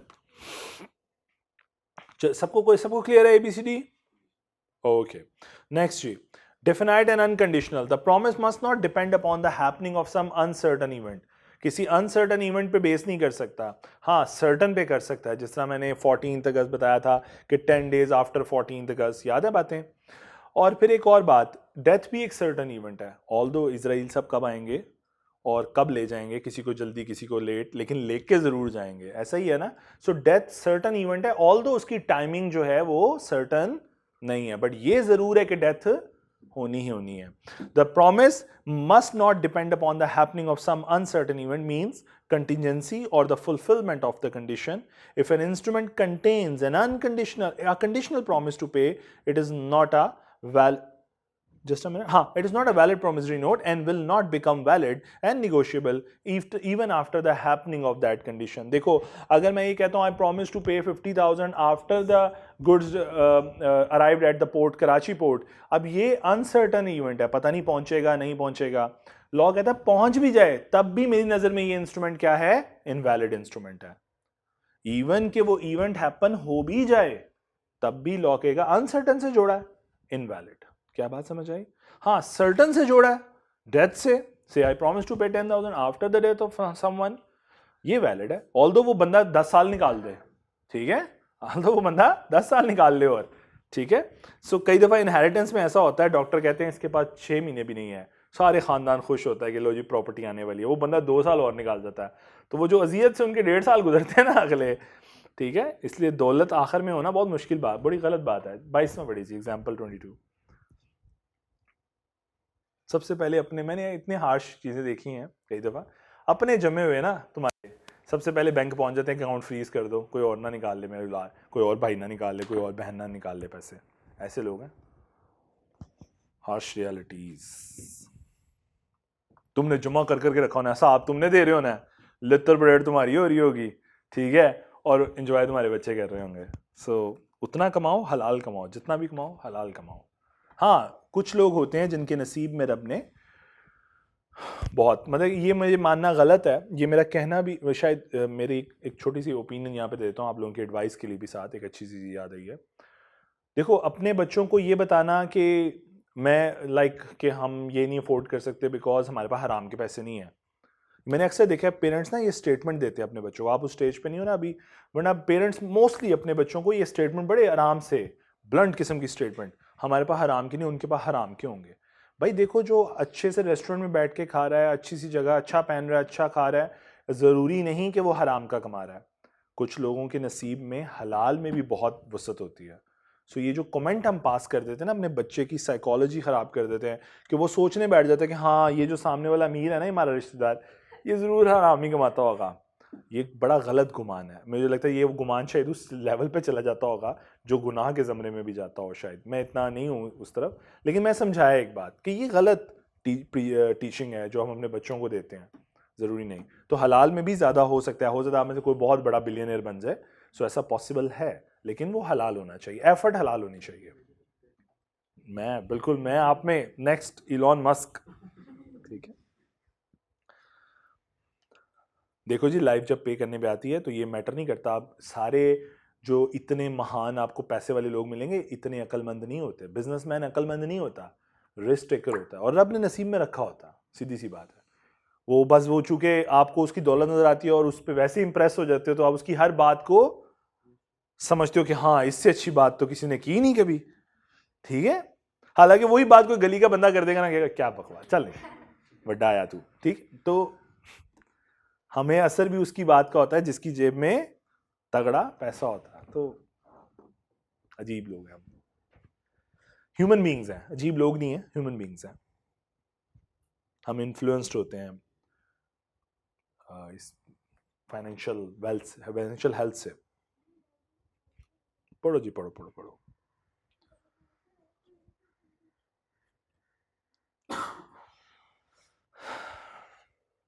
ये जो बी है ना, डेथ के ऊपर है, ठीक है, बी पार्ट, बी एग्जांपल पढ़ ली सबने, है तो डेथ के ऊपर, लेकिन वो कह रहा है ये अनसर्टन है। क्यों कह रहा है? क्योंकि वो डेथ पे सर्टन नहीं कर रहा वो से। देखो, वो कहता है I promise to pay to Bilal ₹1500 on Daud's death provided मर्दे छड़ के कुछ जाएगा कि नहीं, ये मतलब है ना आसान लफ्ज में, provided Daud leave me enough to pay the sum. तो ये वो कंडीशन है जो आपने अटैच की थी, पता नहीं मरते हुए कर्जा ही ना छोड़ दे उल्टा, ठीक है। सो इसलिए ये अनसर्टेनिटी आई है, अदरवाइज डेथ एक सर्टन इवेंट है। चलो जी, सी भी पढ़ लो।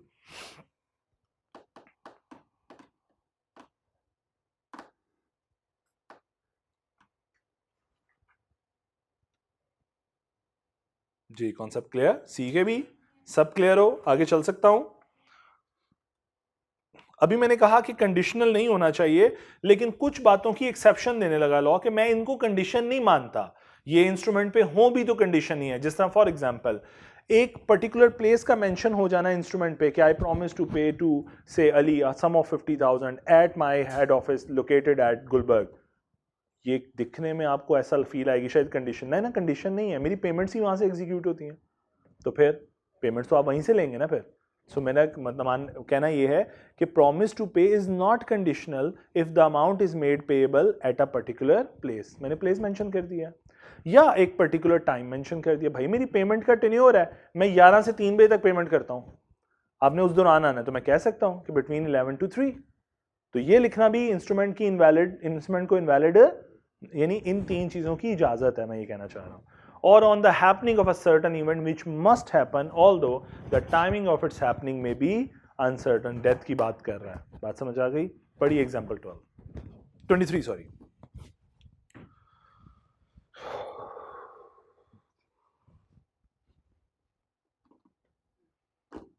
जी डन, सबने पढ़ ली। Sign by the maker, maker ने साइन किया, और अगर पढ़ा लिखा नहीं है तो अंगूठा लगाया हो। Promissory note should be duly authenticated by the signature of the maker. If the maker is illiterate, he may place his thumb mark. Please example 24 पढ़िए।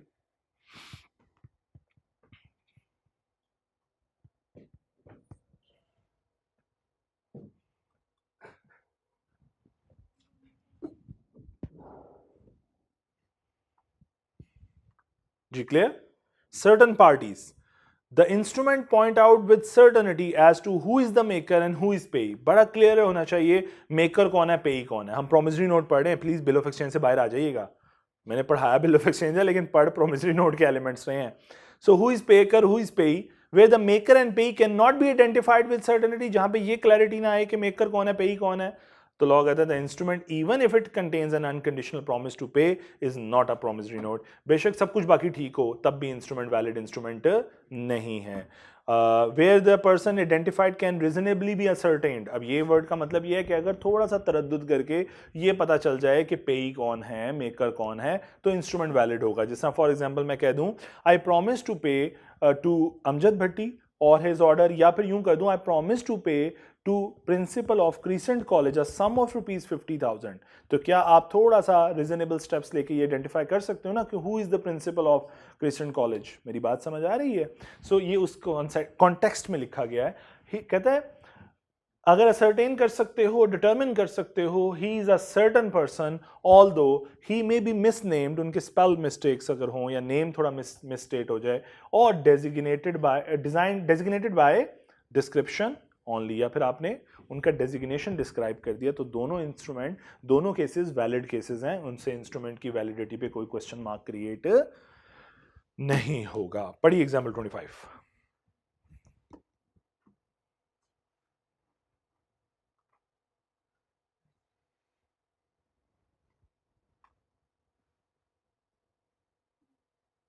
चलूं आगे। Sum payable must be certain, सबने पढ़ लिया जी example. Sum payable must be certain, it is essential that the sum of money promise to be payable must be certain and definite होनी चाहिए। मतलब ऐसा ना हो मैं कहूं देखो आई promise to pay 50,000 rupees, I promise to pay to Ali और his order 50,000 rupees and any interest due thereon. भाई कितना इंटरेस्ट, देखो इस इंस्ट्रूमेंट की वैल्यू क्या है, इन दो को तो शायद पता हो जबानी कलामी के इंटरेस्ट कितना है, लेकिन अगले बंदे को उसकी वैल्यू नहीं पता, तो इंस्ट्रूमेंट क्या हो जाएगा, इनवैलिड। किस वैल्यू पे ट्रेड करें उसको। मेरी बात समझ आई है क्या समझाना चाह रहा हूं। लेकिन अगर यूं लिखूं I promise to pay to mister Ali और his order a sum of ₹50,000 along with the interest of 5,000 thereon, अब इंस्ट्रूमेंट की वैल्यू कितनी है 55,000, उस पर इंडोर्स हो जाएगा। क्या मेरी बात समझ आई? तो कंटिंजेंट एडिशन और डिलीशन ये इंस्ट्रूमेंट को इनवैलिड बना देंगी। क्लैरिटी लेकर आनी है इंस्ट्रूमेंट की अमाउंट में, ताकि वो इंडोर्स हो रहा हो तो पता हो इंस्ट्रूमेंट की वैल्यू कितनी है। हेलो, शक्लों से ऐसे लगना शुरू हो गया है तासुरात। The amount payable must not be capable of contingent addition और सब्ट्रैक्शन। ठीक हो गया? मस्ट नॉट बी कैपेबल, नहीं होनी चाहिए उसमें एडिशन डिलीशन का कॉन्सेप्ट। पढ़िए एग्जाम्पल 26।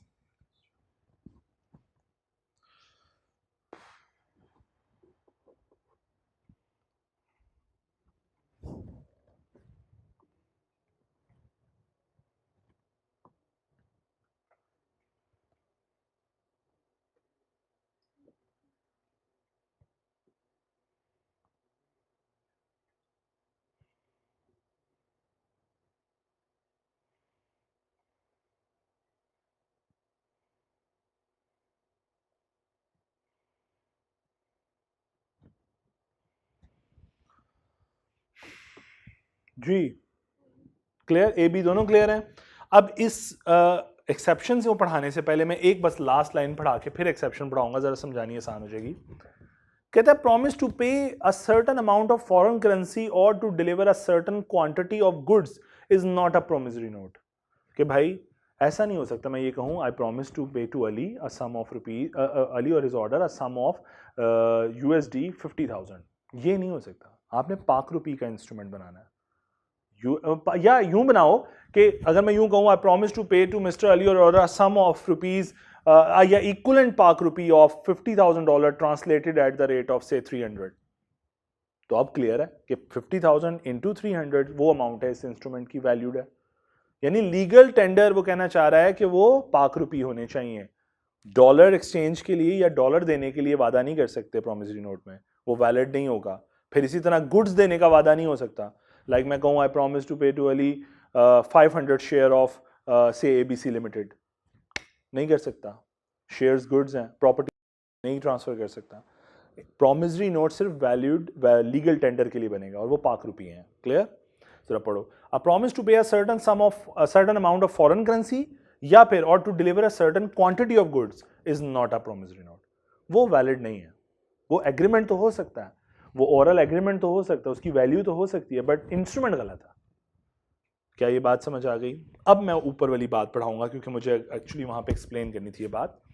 द सम पेएबल हमने कहा अनसर्टन नहीं होना चाहिए, लेकिन लॉ कहता है कि 3 सिनेरियोज हैं जहां पे सम पेएबल सर्टन होगा या सर्टन समझा जाएगा। उसका मतलब ये हुआ अगर वो सर्टन है तो इंस्ट्रूमेंट क्या होगा? वैलिड होगा। क्या बात समझ आ रही है? एक्सेप्शंस का मतलब समझ आया? Where it is payable with interest, interest की अमाउंट क्लैरिफाई हो जाए, जैसा मैंने अभी बोला 50,000 along with interest 5,000 rupees thereon, या मैं यूं कहूं 5% per annum for a quarter suppose, तो क्वार्टर का इंटरेस्ट कैलकुलेट कर लेना। यानी रेट बता के भी स्पेसिफाई कर सकता हूं, अमाउंट बता के भी इंस्ट्रूमेंट की वैल्यू को स्पेसिफाई कर सकता हूं। मेरी बात समझ आई है? मैं अगर ये कह दूं 1 लाख रुपया along with interest of 5% for the quarter, तो आप ऐसे निकाल नहीं लोगे। Quarter 3/12, 3 months divide by 12 months, तो इसका मतलब वैल्यू निकल आएगी, वैल्यू खराब नहीं होगी, तो वैल्यू सर्टन रहेगी।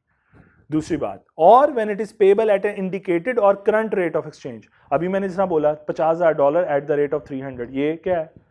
Indicated rate. या यूं कहूं जब ये इंस्ट्रूमेंट बना वो डेट का जो करंट रेट है वो वाला डेट, तो इंस्ट्रूमेंट वैलिड रहेगा। क्या आज के रेट है 270, तो 270 पे ट्रांसलेट कर लो तो इंस्ट्रूमेंट वैलिड रहेगा। पता होगा 50,000 मल्टीप्लाई 270।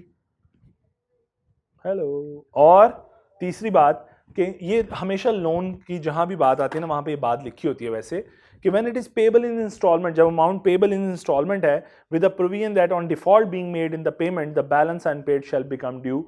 तो ये प्रोविजन का मैं प्रैक्टिकल कोई एक्सपोजर नहीं दे सकता आपको, लेकिन ये वही बात है कि अगर तुमने डिफॉल्ट किया इंस्टॉलमेंट पे करने में तो सारी की सारी फॉरन ड्यू हो जाएंगी। जैसा फॉर एग्जांपल मैंने आपसे वादा किया हुआ, मैंने आपको 10 इंस्टॉलमेंट्स में पेमेंट करनी है, आई प्रॉमिस टू पे यू से 50 मिलियन इन 10 इक्वल इंस्टॉलमेंट्स। तो मैंने और साथ ये लाइन लिखी हुई है कि जिस इंस्टॉलमेंट पे मैंने डिफॉल्ट किया सारी की सारी जो बाकी लायबिलिटी है फॉरन लायबल हो जाऊंगा। तो ये बात लिखना कोई गलत नहीं है। क्या मेरी बात समझ आई? हेलो। ये जी बिल्कुल ऐसे जैसा रीपेमेंट शेड्यूल होता है। ठीक है, यहां तक बात समझ आ गई? तो फिर ये वाला सवाल कीजिए, क्वेश्चन नंबर 6 ऑटम 2010 का पास पेपर है और इसमें उसने कहा है, जरा देखिएगा कि ब्रीफली एक्सप्लेन करें ये प्रोमिसरी नोट हैं या नहीं। तो आपने बताना है कि क्या तकलीफ है इन प्रोमिसरी नोट्स में, पढ़िए जरा, और बताना ये प्रोमिसरी नोट है भी कि नहीं, सही भी है कि नहीं है, क्योंकि सब में प्रॉमिस है मोर और लेस। तो जरा पढ़िए।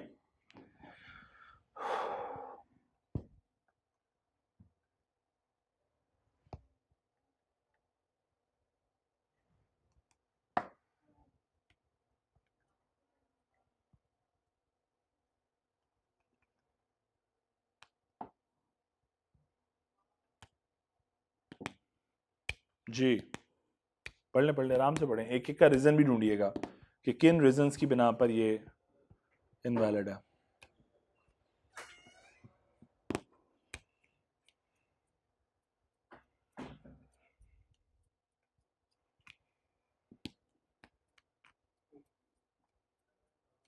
पढ़ ली सारी?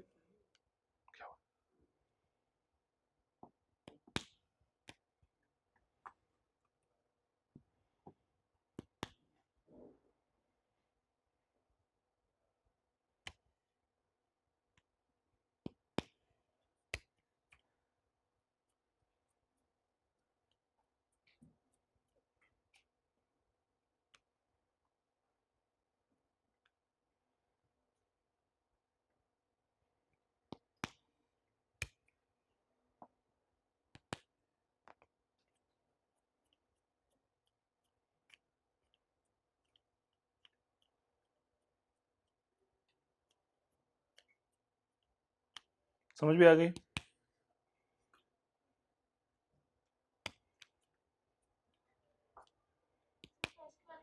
जी बता लो, सारी बता देता हूँ एक दफ़ा। प्रॉमिस टू पे कह रहा है, लेकिन साथ कह रहा है एट माई कन्वीनियंस, जब मेरे पास होंगे, ठीक है। तो ये कोई वैलिड प्रॉमिस नहीं है, ठीक हो गया। सो अनकंडीशनल होना चाहिए ना, कंडीशन हो गई। सेकंड में वो कहता है ऑन डिमांड है प्रॉमिस टू पे, मेरा ख्याल है बिल्कुल ठीक है, वैलिड है जी सारे।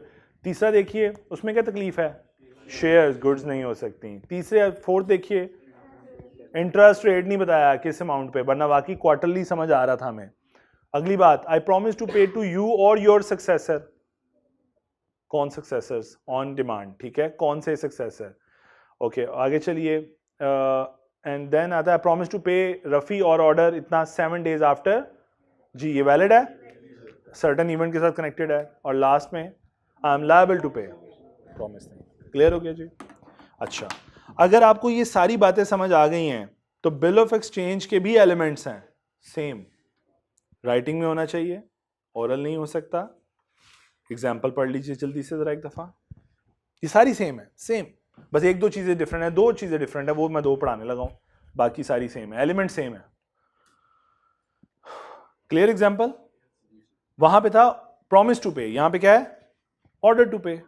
तो वो कहता है bill of exchange contains an order to pay instead of a promise to pay like in promissory note, this feature distinguish it from promissory note. Further a request to pay is not considered to be a bill of exchange, मैंने request नहीं करनी बल्कि instruction देनी है। क्या बात समझ आई है? हम्बल इंस्ट्रक्शन हो सकती है, रिस्पेक्ट हो सकती है, बट उसमें इसेंस आनी चाहिए कि इंस्ट्रक्शन आ रही है। क्लियर? प्लीज के वर्ड लिखने से इंस्ट्रूमेंट इनवैलिड नहीं हो जाता। पढ़िए एग्जाम्पल 29 प्लीज।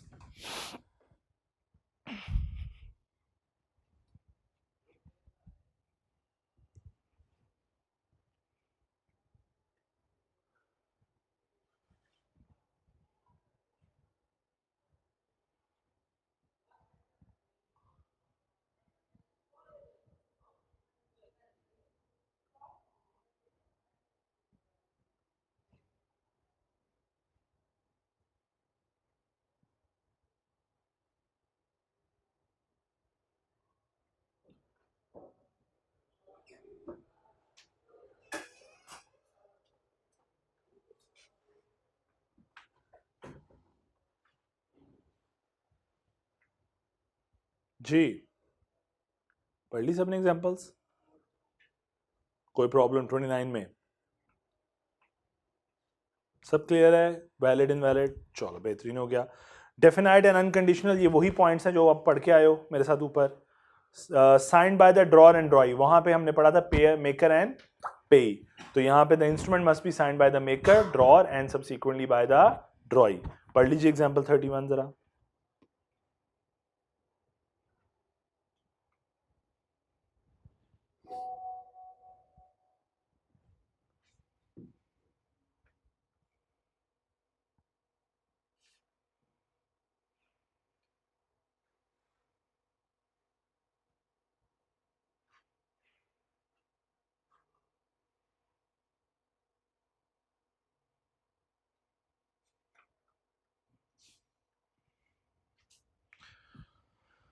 Ji 31 done. आगे आइए, certain parties, all the part, ये वही बात है, all the parties must be certain indicated in the bill of exchange with reasonable certainty, clear होनी चाहिए।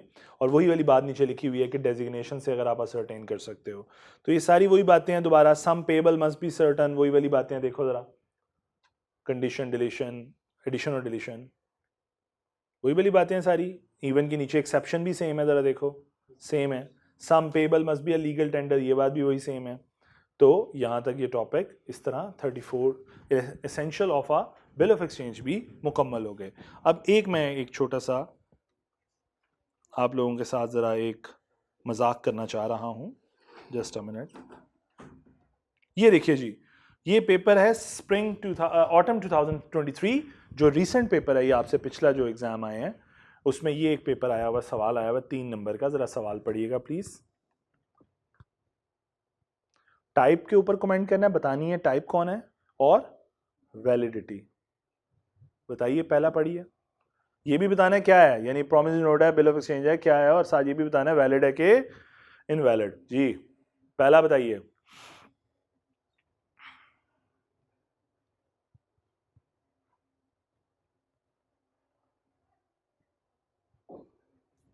जी क्या है, कौन सा नोट टाइप है, और वैलिड है कि इनवैलिड? वैलिड है, इनवैलिड, रीजन गुड्स डिलीवर कर रहा है, कार डिलीवर कर रहा है, गलत हो गया। दूसरा जी पढ़िए। लेकिन है क्या, पहले टाइप, मैंने फिर कहा नंबर हैं उसके, आप छोड़ते जाओगे, टाइप नहीं बताओगे, समझ लो नंबर गए। स्टूडेंट यही कर रहा है, स्टूडेंट फ्री नंबर छोड़ देता है, उसे पता नहीं चलता। जी प्रॉमिसरी नोट है, जरीन साइन कर रही है, इसका मतलब है जरीन अगर कह रही है जैनब पे ₹20 मिलियन, तो क्या हुआ फिर, बिल ऑफ एक्सचेंज। जी और गलती क्या है, एज अर्ली एज पॉसिबल, ये क्या बात हुई, ठीक है जी, सर्टन नहीं है ना हमारा। अच्छा दूसरी तीसरी चीज जी, और वैलिड है कि इनवैलिड? इनवैलिड क्यों, फॉरेन करेंसी की डील का, legal tender must be in पाक रुपी। ठीक हो गया जी, ये 3 नंबर का सवाल था जो आप लोगों ने देखा है, ठीक हो गया जी। सो मैंने कहा जरा आपको फ्रंट पेपर में से भी एक चाती दिलवा दूं कि पेपर में अब भी ऐसे सवाल आ रहे हैं। चलो जी, जरा एक जल्दी से फिर इनका डिफरेंस पढ़ते हैं और उसके बाद मैं फिर ब्रेक दे दूंगा आप लोगों को, ठीक है जी। इसका अभी तो फ्रेश हो, शक्लों से लग रहा है फ्रेश हो, वैसे दिल नहीं कर रहा तुम्हारा पढ़ने का, वो तासुर मिल रहे हैं मुझे, लेकिन शक्लों से फ्रेश लग रहे हो, ऐसे ही है ना। चलो बेहतरीन, अगर कंटिन्यू करनी है तो मुझे बता देना, मैं कंटिन्यू करता रहूंगा। ओके बस ठीक है, फिर ये पढ़ के ब्रेक लेते हैं। प्रोमिसरी नोट में कितनी पार्टीज होती हैं, मेकर एंड पे, यहां पे कितनी है, ड्रॉ, ड्राई एंड। अच्छा दूसरे पे आइए, maker of the note can not be the पे। भाई ऐसा कौन बेवकूफ होगा, मैं कहूं I promise to pay to my self, लेकिन बिल ऑफ एक्सचेंज के अंदर, क्योंकि मेकर भी मैं हूं, पेमेंट भी मैंने करनी है ना, मैं इस पॉकेट से निकाल के इस पॉकेट में डालना है क्या। दूसरा, जबकि बिल ऑफ एक्सचेंज के अंदर मेकर ड्रॉर मैं हूं, ड्रॉई बैंक हो सकता है, और पेमेंट भी मुझे कर रहा होता है। कई दफा मैं कैश का चेक बना के बैंक के पास ले जाऊंगा, मुझे कैश दे, वो देता नहीं है क्या, उस केस में ड्रॉर भी मैं हूं और पे भी मैं हूं, तो ऐसा हो सकता है ना। तो ड्रॉर और पे सेम हो सकते हैं, मेकर और पे सेम नहीं हो सकते। पढ़िए जरा, the maker of a promissory note can not be the payee for the simple reason that the same person can not be both the promisor and, नहीं हो सकते भाई। और drawer and payee may be one and the same person as where a bill is drawn as pay to me or my, मैं इसका ज्यादा अच्छी example कौन सी दी है, चेक की, कि आप कैश का चेक ले जाओ, आप ड्रॉर हो, आप ही पे हो, जबकि बैंक क्या है, ड्रॉई, तो ऐसा हो सकता है। ठीक है जी। अगली बात, वहां पे प्रॉमिस है, यहां पे ऑर्डर है, ऐसे ही था। एक्सेप्टेंस, अगर आपको याद हो, मैंने अभी थोड़ी देर पहले बताया, प्रोमिसरी नोट में कितनी एक्सेप्टेंस है, एक्सेप्टेंस का कॉन्सेप्ट है कोई, या सिर्फ एक ही दफा प्रेजेंटेशन होती है पेमेंट के टाइम पे? promissory note requires no acceptance as it is signed by the person who is liable to pay. बनाने वाला भी वही है, पेमेंट भी उसी ने करनी है, दोबारा दो प्रेजेंटेशन की जरूरत, जबकि यहां पे bill of exchange need acceptance by the ड्रॉई before it is presented for, तो दो presentation, one for acceptance and second one for payment. शाबाश. आगे चलो. Nature of liability. मेकर की लायबिलिटी क्या है? उसी ने बनाया, उसी ने पे करना है. एब्सोल्यूट एंड प्राइमरी, उसी ने पे करनी है, प्राइमरी है. जबकि यहां पे जरा पढ़िए, अब थोड़ा सा technical. Liability of the drawer of a bill of exchange is and conditional. It is only when acceptor does not honor the bill then that the liability of the drawer arises as a. याद आई बात? शेख रशीद नहीं देगा तो बिलावल पे करेगा.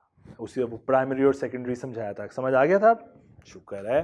Makers position पे आते हैं जी. मेकर पोजीशन देखो बेटे, maker of a promissory note stand in immediate relation with the pay. भाई हैं ही दो पार्टीज, एक मेकर है एक पेई है. मेकर नहीं पेमेंट करनी है तो दोनों का आपस में इमीडिएट रिलेशन है. जबकि अब आओ जरा बिल ऑफ एक्सचेंज पे. अगर बिल ऑफ एक्सचेंज एक्सेप्ट हो जाए, जैसा हमारे केस में हरीम शाह का जो बिल था वो एक्सेप्ट हो गया था बाय शेख रशीद. अब हरीम शाह किसके पास जाएगी पेमेंट के टाइम पे, मैच्योरिटी पे? शेख रशीद के पास. उसका ड्रॉअर के साथ अब कोई ताल्लुक, ड्रॉअर और ड्राई का आपस में ताल्लुक है, उसका ड्रॉअर के साथ कोई ताल्लुक नहीं, क्योंकि वो अब जाके पेमेंट लेगी शेख रशीद से. क्या मेरी बात समझ आई? तो जरा पढ़ते हैं. ये बात समझ आई मैं क्या बोल रहा हूं? नहीं समझ आई है. चलो. The drawer of an accepted bill, इसलिए उसने वर्ड चेंज कर दिया, उसने कहा एक्सेप्टेड बिल. एक्सेप्टेड बिल वो बिल है जिस पे ड्रॉई अपनी रिस्पॉन्सिबिलिटी एक्सेप्ट कर चुका है. शेख रशीद कबूल कर चुका है कि उसने पेमेंट करनी है. सो अब हरीम शाह पेमेंट लेने शेख रशीद के पास ही जाएगी. क्लियर? वो ड्रॉअर को मुंह नहीं लगाएगी, वो बिलावल के पास नहीं आएगी. So drawer of a bill of an accepted bill stand in immediate relation with the acceptor and not the payee. अब उसका पेई से कोई ताल्लुक नहीं है, उसका शेख रशीद से ताल्लुक है, पेई से कोई ताल्लुक नहीं. पेई जाए उसके पास. क्या मेरी बात समझ आई है? चलो. लो जी, एक और पॉइंट, पेएबल टू बेरर. ये छोटी सी बात अगर समझा दूं, उसके बाद फिर छुट्टी कर लेना, मतलब ब्रेक कर लेना. ठीक है, हम इस लेक्चर को कंक्लूड कर लेंगे, हम एक न्यू लेक्चर रिकॉर्ड करेंगे ताकि YouTube पे अवेलेबल करना आसान हो जाए. अच्छा जी, मैंने ऊपर से कई चीज़ें नहीं पढ़ाई, तो अब मैं आने लगा हूं उस पॉइंट के ऊपर. ये एक लाइन लिखी हुई है, the act does not affect the provision of section 24 and section 35 of the State bank of act 1956. जी बताइए, इसका क्या मतलब है? प्लीज जरा बताइएगा कोई.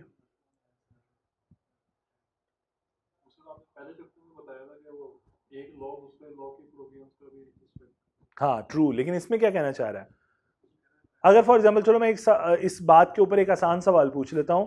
अगर कहीं पे स्टेट बैंक एक्ट 1956 और निगोशिएबल एक्ट 1881 में कोई कॉन्फ्लिक्ट आ जाए, कोई प्रॉब्लम आ जाए, कोई लड़ाई हो जाए, तो कौन प्रिवेल करेगा?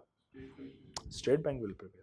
ये वो कहना चाह रहा है कि इस एक्ट की प्रोविजन उसका बाल भी बीका नहीं कर सकती. यही कहते हैं ना वर्ड, बाल भी बीका नहीं कर सकते स्टेट बैंक का. ये वो कहना चाह रहा है, यानी provision of state Bank act will prevail in case of any conflict. सही है. अब सेक्शन 24 सेक्शन 35 हैं क्या? लो जी, थोड़ा सा और आगे आया तो सेक्शन 35 के बारे में लिखा हुआ है. सेक्शन 35, अच्छा इसको सेक्शन 35 को पढ़ने से पहले मुझे जल्दी से एक बात बताओ. आप लोगों ने मेरे साथ प्रोमिसरी नोट की डेफिनेशन पढ़ी?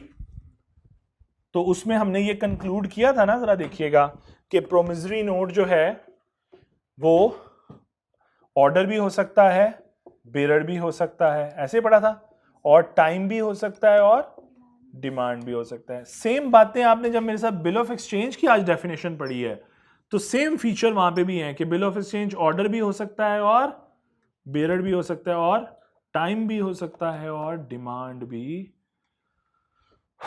क्या हमने डेफिनेशन में सारी बातें पढ़ी हैं? इजाजत पढ़ी है? तो ये तो इजाजत हमें दे रहा है निगोशिएबल एक्ट 1881 हमें इजाजत देता है कि आप जैसा मर्जी इंस्ट्रूमेंट बनाएं, टाइम बनाएं, बेरर ऑर्डर बनाएं, बेरर बनाएं या ऑर्डर बनाएं, आपकी मर्जी है. ऐसे ही है. अब मैं एक डेफिनेशन छोटी सी जो मैंने छुड़वाई थी वो यहाँ पे है. यहाँ पे एक वर्ड लिखा हुआ था इशू. इशू का मतलब क्या है? द टर्म इशू, ये वाला कहता है means the first delivery of bill of exchange promissory note cheque complete in the form to a person who take it as a holder. Issue का मतलब है फर्स्ट इशुएंस, यानी जब पहली दफा इंस्ट्रूमेंट बन रहा है। हम एंडोर्समेंट की बात नहीं कर रहे। इशू का वर्ड जब भी इस्तेमाल होगा क्या मतलब है, जब फर्स्ट टाइम इंस्ट्रूमेंट या तो मेकर बना रहा है या ड्रॉर बना रहा है। क्या मेरी बात समझ आई है? हेलो, हाँ ना ही कर दिया करो। चलो अच्छा, अब जरा पढ़ते हैं। कहते हैं सेक्शन 35 कहता है of the State Bank Act 1956 prohibit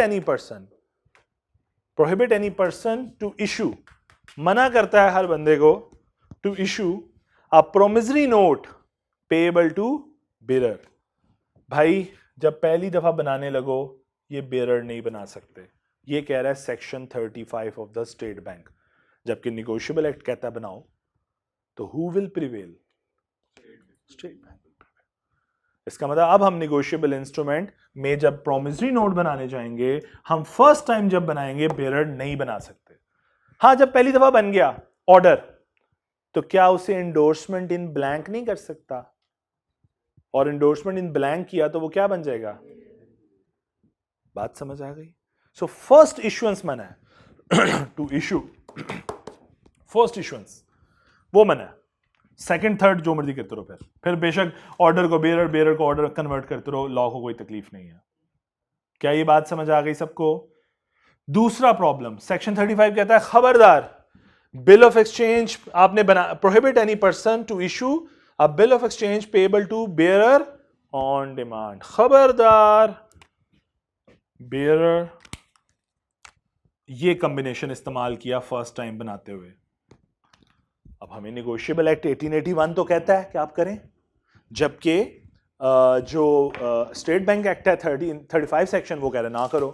who will prevail? इसका मतलब है अब हम being individual, being a person, हम लोग निगोशिएबल बिल ऑफ एक्सचेंज नहीं बना सकते पहली दफा जो डिमांड हो और बेरर भी हो। यानी अगर हम डिमांड बना रहे हैं तो हमें क्या बनाना पड़ेगा? ऑर्डर। और अगर हम बेरर बना रहे हैं तो क्या बनाना पड़ेगा? टाइम। क्या मेरी बात समझ आ रही है? देखो, अगर मैं डिमांड बनाता हूं तो मेरे पास ये नहीं बना सकता, फिर मुझे ये कॉम्बिनेशन यूज करना है। और अगर मैं बेरर बनाना चाहता हूं तो फिर मैं डिमांड नहीं बना सकता, टाइम बनाऊंगा। पल्ले बड़ी बात। अब मैं फर्स्ट इश्यूएंस की बात कर रहा हूं, जरा देखो मैं इसका सत्यानाश कैसे करता हूं।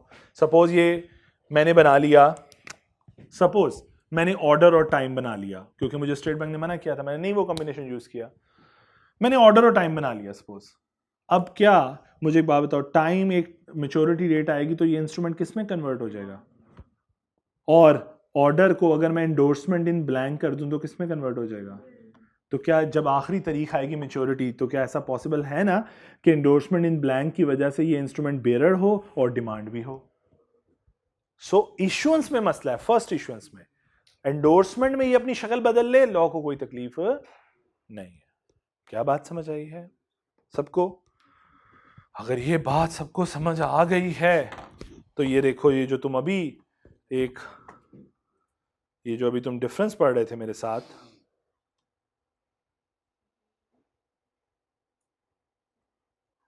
ये जो तुम डिफरेंस पढ़ रहे थे, इसमें ये वर्ड पढ़ो, a promissory note can not be drawn payable to State Bank की वजह से, और a bill of exchange can be so drawn provided it is not drawn payable to bearer on, कौन सा सेक्शन? 35। क्लियर? समझ आ गई? यहीं पे क्लास होल्ड करते हैं, यहीं पे कंक्लूड करते हैं लेक्चर। इंशाल्लाह अगली रिकॉर्डिंग इसके बाद करते हैं, ठीक है?